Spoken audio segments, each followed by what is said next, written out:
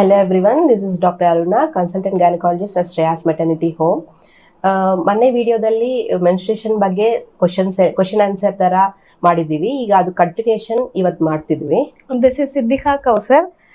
ನಾನು ಕೂಡ Shreyas maternity home ಅಲ್ಲಿ ಕೆಲಸ ಮಾಡ್ತೇನೆ. ಮ್ಯಾಮ್ ಕಂಟಿನ್ಯೂ ಮಾಡೋಣ ಮ್ಯಾಮ್ ಕ್ವೆಶನ್. ನನ್ನ ಫಸ್ಟ್ ಕ್ವೆಶನ್ ಬಂದು ಮ್ಯಾಮ್, ವೆಜೈನಲ್ ಡೌಚಿಂಗ್ ಮಾಡಬಹುದಾ ಮ್ಯಾಮ್? ನೋ, ವೆಜೈನಲ್ ಡೌಚಿಂಗ್ ಮಾಡಬಾರದು. ಯಾಕಂದ್ರೆ ನಾರ್ಮಲ್ ಆಗಿ ವೆಜೈನಾ ಅಲ್ಲಿ ಅಸಿಡಿಕ್ pH ಅಂತ ಮೈಂಟೈನ್ ಆಗ್ತಿರತ್ತೆ. ಅದು natural good bacteria lactic acid bacilli ಅಂತ ಇರುತ್ತೆ ಅದರಲ್ಲಿ. ಡೌಚಿಂಗ್ ಮಾಡಬೇಕಾದ್ರೆ ಆ ನ್ಯಾಚುರಲ್ ಏನು ನಾರ್ಮಲ್ ಬ್ಯಾಕ್ಟೀರಿಯಾ ಇದೆಯೋ ಅದನ್ನ ಡಿಸ್ಟರ್ಬ್ ಆಗ್ಬಿಡತ್ತೆ. ಅದಕ್ಕಾಗಿ ಡೌಚಿಂಗ್ ಅಂತದ್ದು ಮಾಡಬಾರದು. ಮ್ಯಾಮ್, ಇನ್ನೊಂದು ಕಾಮನ್ ಕ್ವೆಶನ್ ಇದೆ ಮ್ಯಾಮ್, ಪೀರಿಯಡ್ಸ್ ಟೈಮ್ ಅಲ್ಲಿ ಪೇನ್ ಬರೋದು ನಾರ್ಮಲ್ ಅಂತ ಹೇಳ್ಬಿಟ್ಟು.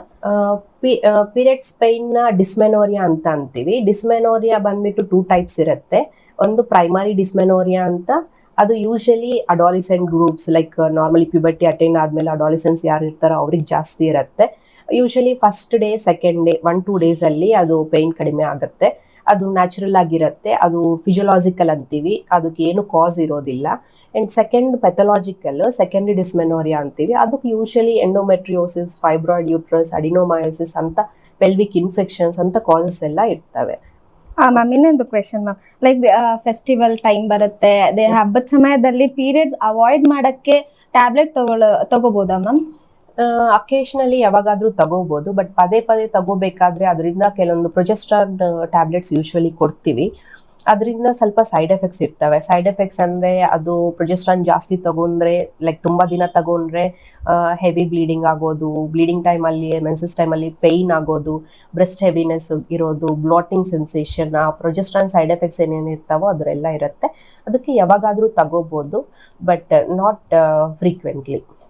ಮ್ಯಾಮ್, ಪೀರಿಯಡ್ ಟೈಮ್ ಅಲ್ಲಿ ಮ್ಯಾಮ್ ಮಲ ವಿಸರ್ಜನೆ ಜಾಸ್ತಿ ಹೋಗ್ಬೇಕು ಅಂತ ಫೀಲ್ ಆಗುತ್ತೆ, ಆ ತರ ಒಂದು ಕ್ವೆಶನ್ ಬಂದಿದೆ. ಓಕೆ, ಯೂಶಲಿ ಏನಿರತ್ತಂದ್ರೆ ನ್ಯಾಚುರಲ್ ಆಗಿ ಪ್ರೋಸ್ಟಾಗ್ಲಾಂಡಿನ್ಸ್ ಅಂತದ್ದು ರಿಲೀಸ್ ಆಗುತ್ತೆ ಬಾಡಿಯಲ್ಲಿ ಮೆನ್ಸ್ಟ್ರೇಷನ್ ಟೈಮಲ್ಲಿ. ಆ ಪ್ರೋಸ್ಟಾಗ್ಲಾಂಡಿನ್ಸ್ ಯೂಟ್ರೈನ್ ಕ್ಯಾವಿಟಿಯಿಂದ ಎಂಡೋಮೆಟ್ರಿಯಂ ಶೆಡ್ ಆಗ್ಲಿಕ್ಕೆ ಹೆಲ್ಪ್ ಆಗುತ್ತೆ. ಈ ಸೇಮ್ ಪ್ರೋಸ್ಟಾಗ್ಲಾಂಡಿನ್ಸ್ ಬಂದ್ಬಿಟ್ಟು ಇಂಟೆಸ್ಟೈನ್ಸ್ ಮೇಲೆ, ಇಂಟೆಸ್ಟೈನ್ ಮಸಲ್ ಏನಿರುತ್ತೋ ಲಾರ್ಜ್ ಇಂಟೆಸ್ಟೈನ್ ಅದರ ಮೇಲೆ ಆಕ್ಟ್ ಆಗಿ ಅದು ಬವೆಲ್ ಮೂವ್ಮೆಂಟ್ಸ್ ಜಾಸ್ತಿ ಆಗುತ್ತೆ. ಆವಾಗ ಫ್ರೀಕ್ವೆಂಟ್ ಬವೆಲ್ ಮೂವ್ಮೆಂಟ್ಸ್ ಅನ್ಸುತ್ತೆ ಆ ಟೈಮಲ್ಲಿ. ಅದು ನ್ಯಾಚುರಲ್, ಅದು ಏನು ಆಗೋದಿಲ್ಲ. Myths about menstruations ma'am? Myths ಅಂದ್ರೆ ತುಂಬಾ ಇದಾವೆ. ಲೈಕ್ ಮೆನ್ಸ್ಟ್ರೇಷನ್ ಟೈಮಲ್ಲಿ ಅಡಿಗೆ ಮಾಡಬಾರದು, ದೇವ್ರ ಮನೆಗೆ ಹೋಗಬಾರದು. ಮೆನ್ಸ್ಟ್ರೇಷನ್ ಅನ್ನೋದು ನ್ಯಾಚುರಲ್ ಬಯೋಲಾಜಿಕಲ್ ಪ್ರಾಸೆಸ್.